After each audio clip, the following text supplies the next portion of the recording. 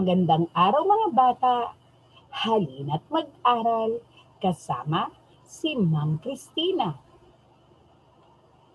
Para sa ating aralin sa linggong ito, ang pagkakakilanlang kultural ng kinabibilangang rehiyon. Sa natapos na aralin, tinalakay natin ang kaugnayan ng heograpiya sa lokasyon ng isang lungsod at ang impluensya ng klima sa pamumuhay ng mga tao. Ngayon naman, tatalakayin natin ang pagkakakilanlang kultural ng kinabibilangang rehiyon. Napag-aralan din natin na ang lahat ng tao ay may sariling kultura. Ang kultura ay nakikita sa mga pinagsalin-salin na paraan ng pamumuhay ng mga pangkat ng tao o etniko sa isang lugar. Kasama na rito ang mga kaugalian, wika at dialekto, sayaw, awit, mga pagdiriwang at tradisyon, sining at pagkain. Ang NCR ay tahanan din ng mga makasaysayang lugar at mga industriya at paggawaan ng produkto. Alam mo ba kung ano-ano ang pagkakakilanlang kultural ng iyong kinabibilangang rehiyon? Kaya mo bang tukuyin ang mga ito? Halika, tuklasin natin. Narito ang mga kaugalian sa rehiyon o NCR na kung saan kabilang din ang ating lungsod, ang Malabon. Paggalang na kaugalian at tradisyon na sa mga lungsod o bayan sa rehiyon ang pagpapamalas ng paggalang, lalo na sa matatanda. Iba-iba ang paraan natin ng pagpapakita ng paggalang. Ang ating pagbati ng magandang umaga po at paggamit ng po at opo ay ilan lamang sa mga halimbawa nito. Isang magandang pag-uugali ng mga Pilipino ang paghalik sa kamay o pisngi at pagmamano sa matatanda. Isang paraan ito ng paggalang. Karaniwang ginagawa ito ng mga bata pagkagaling sa simbahan, bago umalis ng bahay, kapag may dumarating o bumibisitang kamag-anak o matanda, at kapag nakita o nasalubong sa paglalakad ang kanilang ninong at nina. Tingnan ang larawan na nagpapakita ng paggalang. Pakikiramay. Ang pakikiramay ay isa ring kaugalian ng mga tao sa lungsod at bayan sa rehiyon. Nakikiramay tayo sa mga kaibigan o kamag-anak na namatayan. Sa araw ng paglalamay, nagdadala tayo ng bulaklak at nagbibigay ng abuloy upang maipadama ang ating pakikiramay. Tingnan ang larawan na nagpapakita ng pakikiramay. Pagsasalo-salo. Isa rin sa tradisyon ng mga lungsod at bayan sa rehiyon ang pagkakaroon ng salo-salo tuwing nagdaraos ng mahalagang araw sa ating buhay tulad ng binyag, kaarawan, kasal at iba pa. Nakikita niyo ba ang larawan na kung saan nagsasalo-salo o masaya silang nagsasalo-salo? Malugod na pagtanggap sa bisita. Isa rin ito sa kaugaliang Pilipino ng mga nakatira sa lungsod at bayan sa rehiyon. Tuwing tayo ay may bisita, karaniwang binibigyan natin sila ng merienda o anumang pagkain. Nakikita niyo ba ang larawan na kung saan malugod nilang tinatanggap ang kanilang mga bisita? Wika at dialekto.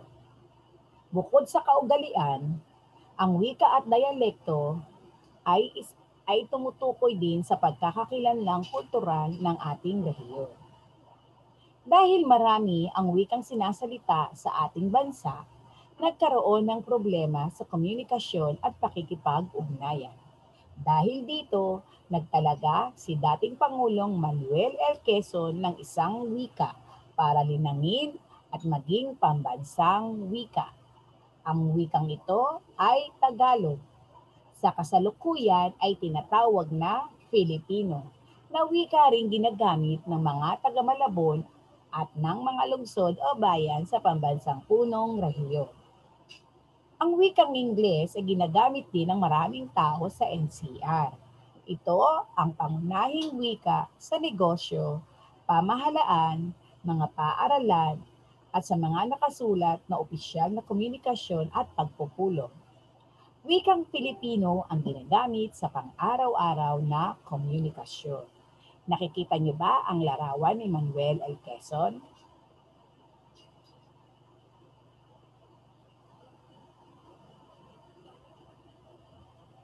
Mga pangkat ng tao.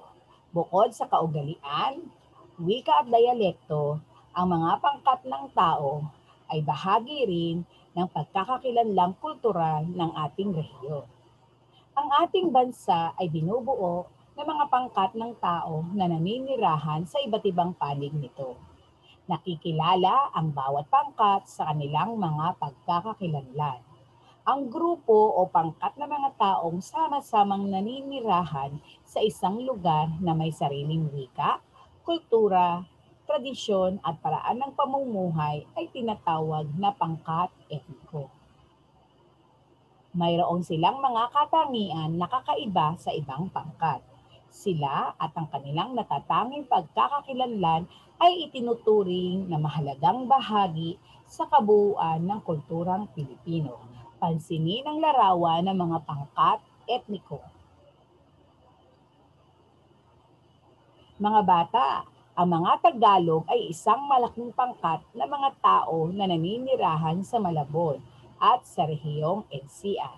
Sila rin ay kinagigiliwan dahil sa pagiging masayahin, matatalino at may mataas na kalinangan. Tingnan ang larawan ng mga pangkat Tagalog na kung saan sila ang maituturing na may pinakamalaking pangkat sa rehiyon. Sayaw at awit sa rehiyon. Bukod sa kaugalian, wika at dialekto, pangkat ng tao, ang sayaw at awit ay maituturing din na isa sa pagkakakilanlang kultural ng ating rehiyon. Iba-iba ang mga sayaw na itinatanghal sa pambansang punong rehiyon dahil galing sa iba't ibang lalawigan o rehiyon ang mga naninirahan dito. Ngunit mayroon ding mga sayaw na dito nagmula katulad ng sayaw Lerion sa Marikina, tinikling, maglalatik at sayaw sa bangko. Awit. Sa panahon pa man ng ating mga ninuno ay mahilig na sa musika ang mga Pilipino. Iba't ibang uri ng awitin ang nalikha at ang ilan dito ay inaawit pa rin hanggang sa ngayon, gaya ng mga awiting bayan. Ilan sa mga ito ay Sitsiritsit, Paru-parong Bukid at Bahay Kubo. Alam ko mga bata ng ilan sa mga iyan ay pamilyar na sa inyo. Kung may sayaw at awit sa ating rehiyon, mayroong ding maituturing na sayaw at awit na dito lamang sa ating sariling lungsod. Tingnan ang larawan.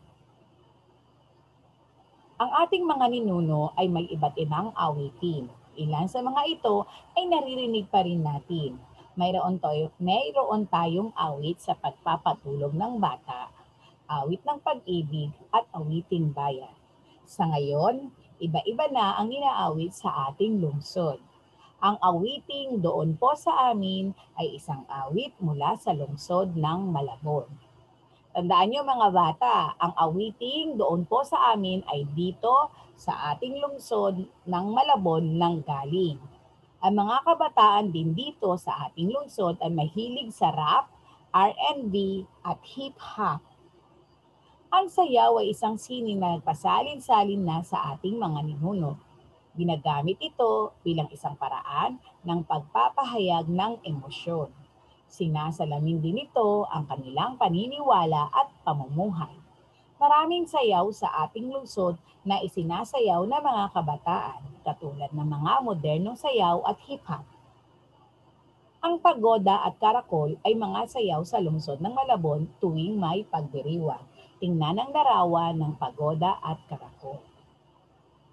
Iyan ay makikita niyong isinasayaw sa ating lungsod tuwing may pagdiriwang. Narito pa ang iba't ibang pagdiriwang at tradisyon sa ating rehiyon. Tingnan ang mga larawan. Pista ng Bayan,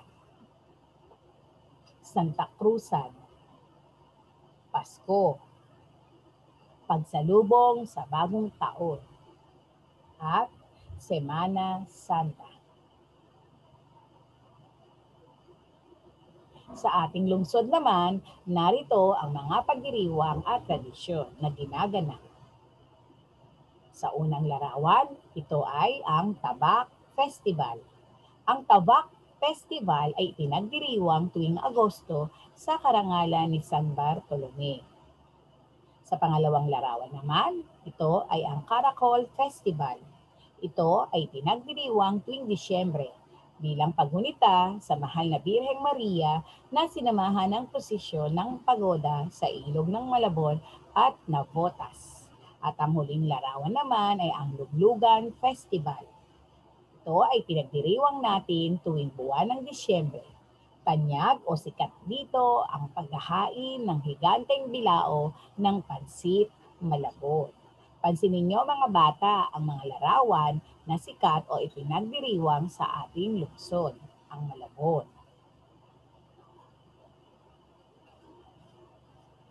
Sikat na pagkain sa sariling lungsod.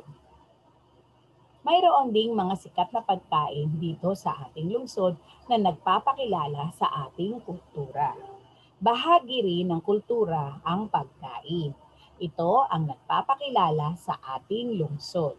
Ang puto sulot, sapin-sapin, balensya, kikiam, pichi-pichi at ang pinakasikat na pagkain at produkto sa lungsod ng Malabon, ang pansit at kakanin. Ang mga ito ay niluluto at nabibili lamang dito sa ating lungsod. Nakatikim na ba kayo ng ilan sa mga iyan? Dapat tikman nyo mga bata sapagkat iyan ay sikat sa ating lungsod. Naunawaan nyo ba ang ating aralin? Matapos ang aralin, subukin mong sagutin ang ilang katanungan upang matasa ang iyong natutunan. Handa ka na ba?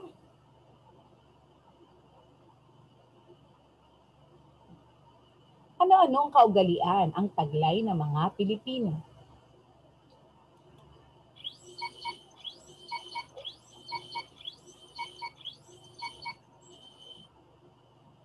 Tama!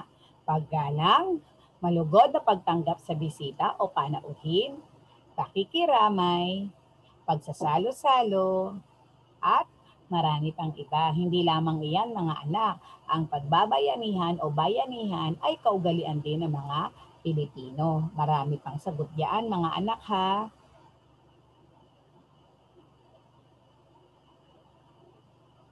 Ano-ano ang mga isinasayaw sa lungsod ng Malabon tuwing may pagdiriwang?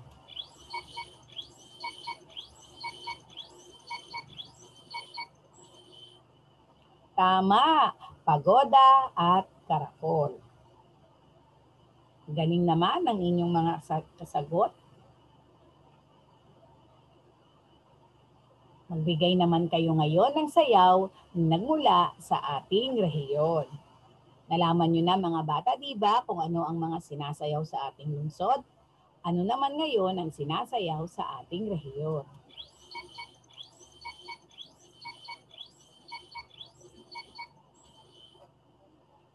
Tama! Leriyon sa Marikina, tinikling, maglalapik at sayaw sa bangko. Alam ko ang ilan sa inyo ay naisayaw na rin iyan, lalo na kung may okasyon o may selebrasyon sa ating paaralan. Anong pangkat ang karamihang nakatira sa NCR? Anong pangkat ng tao? ang karamihang nakatira sa NCR.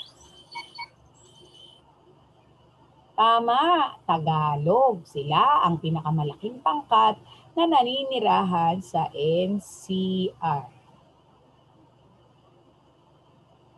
Bakit Tagalog ang naging batayan ng ating pambansang wika? O Filipino. Bakit Tagalog o Filipino ang naging batayan ng ating pambansang wika?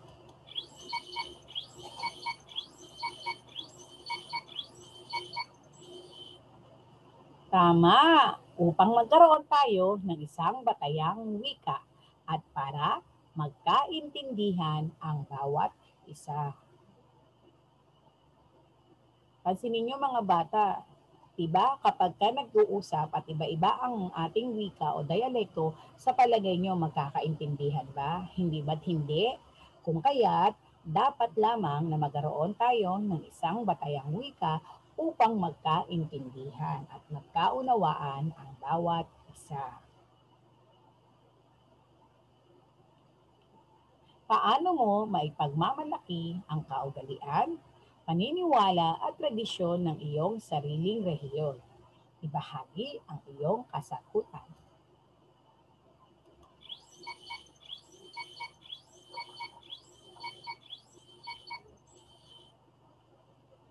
Tama ang iyong sagot, anak.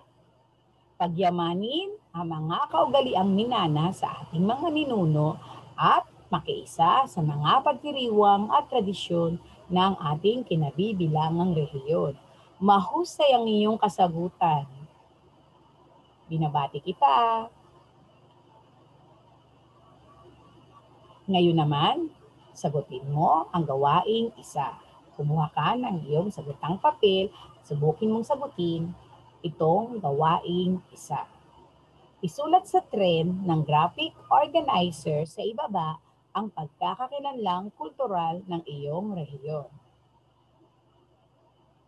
Pangkat ng tao, wika at dialekto, kaugalian, sayaw o awit. Isulat mo ang iyong sagot sa iyong sagutang papel.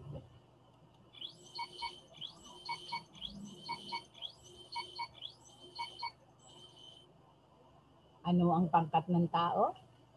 Tagalog. Tama.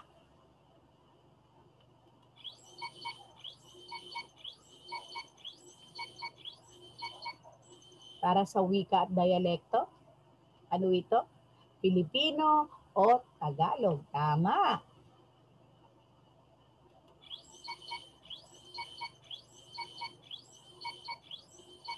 Ano-ano ang kaugalian na nagpapakilala sa ating rehiyon o ang pagkakakilanlang kultural?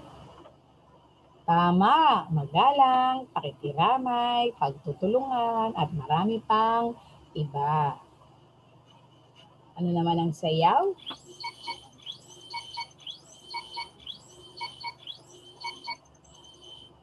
Tama, leryon sa Marikina, tinikling, maglalatik at sayaw sa bangko. At ito naman sa ating lungsod ay ang karakol.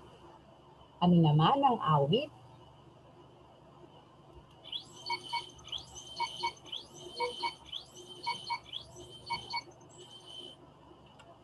Tama, sitsiritsit, paru-parong bukid at bahay, kubo. Mahusay ang iyong kasagutan. Dumako tayo sa gawaing dalawa. Napag-aralan natin na ang pagkain ay isa rin sa pagkakakilanlang kultural ng ating rehiyon. Ngayon, pag-aralan nyo ang mga larawan at tukuyin ang mga ipinapakita nito. Tandaan mga bata, marami tayong mga pagkakakilanlang kultural. Nandiyan ang ating paugalian, pagdiriwang at tradisyon, ang ating wika at dialekto, ang ating awit at sayaw, at maging ang pagkain. So, ang tandaan nyo rin mga bata na ang produkto ng bawat lungsod ay isa rin sa maituturing na pagkakakilanlang kultural ng ating rehiyon. Ulitin ko mga bata, ang produkto ng bawat lungsod o bayan sa ating rehiyon ay isa ring pagkakakilanlang kultural ng ating rehiyon. Nakikita niyo ba ang mga produkto ng ilang mga lungsod at bayan sa rehiyon? Sa unang larawan, ito ay isda at bagoong. Ang ikalawang larawan naman, ito ay pansit at kakani. At ang ikatlong larawan, ito naman ay balot o pinoy o itlog. At sa huling larawan, ito naman ay sapatos. Ito ay hindi pagkain, subalit ito ay produkto na ipinagmamalaki ng anong lungsod. Kumuha ka ng sagutang papel at ito'y iyong sagutin. Handa ka na ba? Sagutan mo na.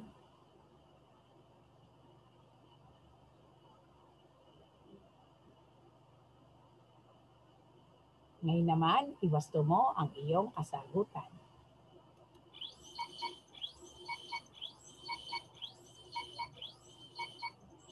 Sa unang larawan, ito ay produkto ng tama, lungsod ng Navotas.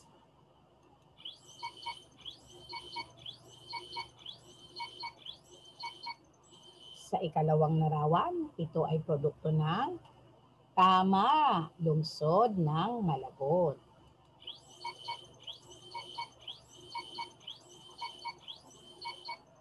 Sa ikatlong larawan, ito ay produkto ng tama, bayan ng Pateros. At sa huling larawan,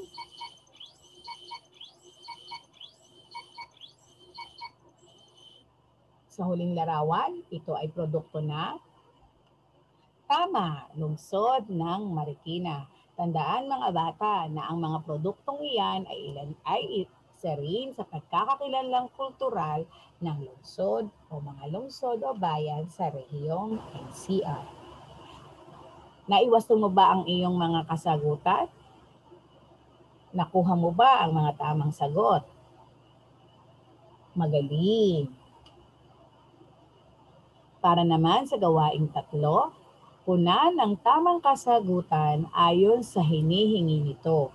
Isulat ang sagot sa patlang. Pakinggan mabuti mga bata ang pahayag, babasahin ko ang pahayag. At pakinggan niyong mabuti at pagkatapos, punan niyo ito ng tamang kasagutan. Tapusin ang pahayag sa ibaba. Magkaiba man ang mga pangkat ng mga Pilipino, dapat, ulitin ko mga bata, magkaiba man ang mga pangkat ng mga Pilipino, dapat.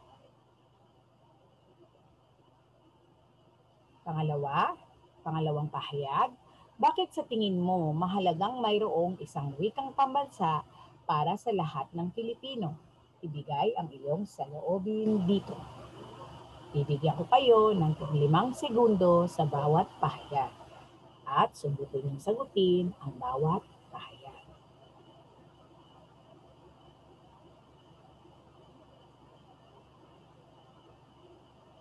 Ngayon naman, tingnan natin ang tama o ang kasagutan.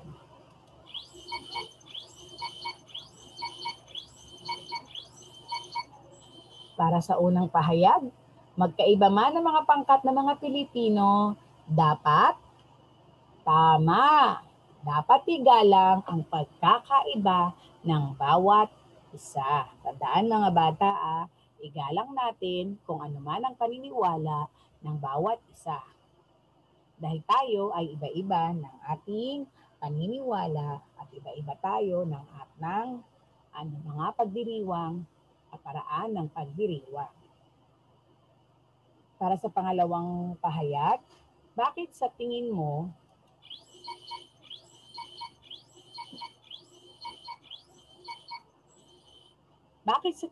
mahalagang mayroong isang wikang pambansa para sa lahat ng Pilipino? Ibigay ang iyong saloobin dito. Tama, upang magkaroon ng isang batayang wika at upang magkaintindihan ang bawat isa. Tandaan natin mga bata, dapat nating intindihin at unawain ang ating aralin. Tayo ay may iba't ibang pangkat. Lagi nating igalang ang pagkakaiba ng bawat isa. Nagkaroon tayo ng isang wikang pambansa upang magkaroon tayo ng isang batayang wika at higit sa lahat upang magkaintindihan ang bawat isa. Nakuha niyo ba ang kasagutan? Mahusay. Tandaan, ang bawat lungsod at bayan sa NCR ay may kani-kaniyang pagkakakinanlang kultural na dapat ipagmalaki at pagyamanin ng mga mamamayan. Ang mga kaugalian, pangkat ng mga tao, wika o dialekto, mga awit at sayaw, pagdiriwang at tradisyon, at pagkain ay ilan lang sa mga kulturang namana natin sa ating mga ninuno na magpahanggang sa kasalukuyan ay ating ginagawa. Ang lungsod ng Malabon ay may sariling pagkakakilanlan kultural. Tangkilikin at pahalagahan natin ang ating sariling kultura dahil ito ang magpapakilala sa ating sariling lungsod at rehiyon. Isa puso nating mga bata ang ating aralin. Bilang pag-alam sa iyong natutunan, basahin ang pahayag sa bawat bilang. Isulat ang T kung totoo at HT kung hindi totoo ang pahayag. Kumuha ka ng sagutang papel para dito. Mayroong 5 segundo para sa bawat bilang. Sagutan mo na.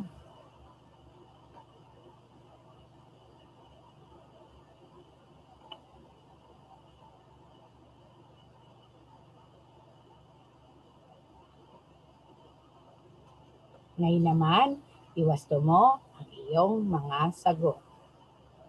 Sa unang bilang,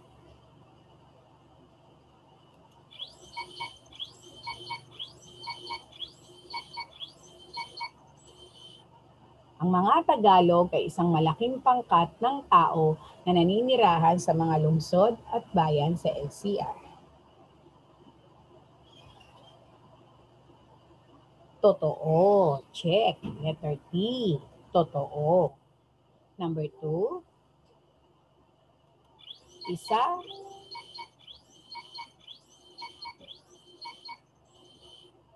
Isa sa kaugaliang Pilipino ang sama-samang pagkain ng pamilya tuwing may okasyon. T. Totoo.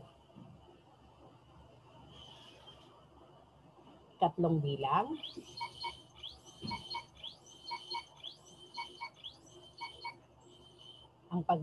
Ang bawat lungsod at bayan sa NCR ay may kani-kaniyang pagkakakilanlan o kultura na dapat ipagmalaki. T. Tama o totoo. Sa ika-4 na bilang,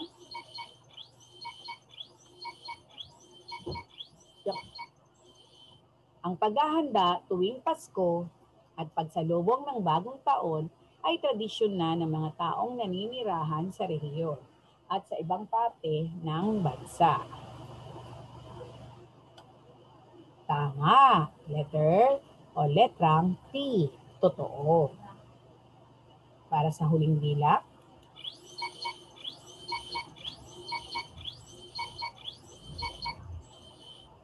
ang mga awit at sayaw ay ilan lamang sa mga kulturang namanan natin sa ating mga ninuno. T. Totoo. Bilangin mo ang iyong nakuhang tamang sagot. Nakuha mo ba ang lahat ng tamang sagot? Mahusay. Dumako na tayo sa pangwakas na pagsusulit. Basahin ang pahayag sa bawat bilang. Piliin ang letra ng tamang kasagutan. Isulat mo ang iyong mga sagot sa sagutang papel. 5 segundo para sa bawat bilang. Bilang 1, ang paggamit ng po at opo at pagmamano ay isang na nagpapatuloy pa hanggang sa ngayon. A. Sayaw, B. Kaugalian, C. Awit, D. Pagdiriwang. Bilang 2, ang mga katutubong ay madalas nating napapanood tuwing buwan ng wika. A. Kaugalian, B. Sayaw, C. Paniniwala, D. Awit. Isulat mo ang iyong sagot. Bilang 3, ang patlang na bahay kubo ay namanapan natin sa ating mga ninuno. A. Awit, B. Paniniwala, C. Sayaw, D. Kaugalian. Isulat mo ang iyong sagot. Ngayon naman, iwasto mo ang iyong mga kasagutan. Para sa unang bilang,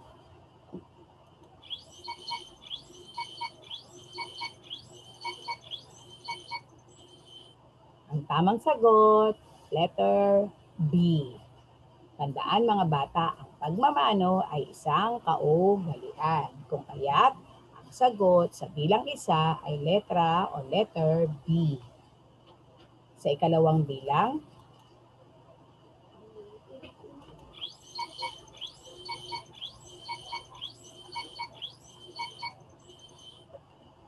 tamang sagot ay sayaw. Katutubong sayaw. Ito ay madalas nating mapanood tuwing may pagdiriwang o selebrasyon ng buwan ng wika. Kung kaya't ang tamang sagot ay letter B. Bilang 3,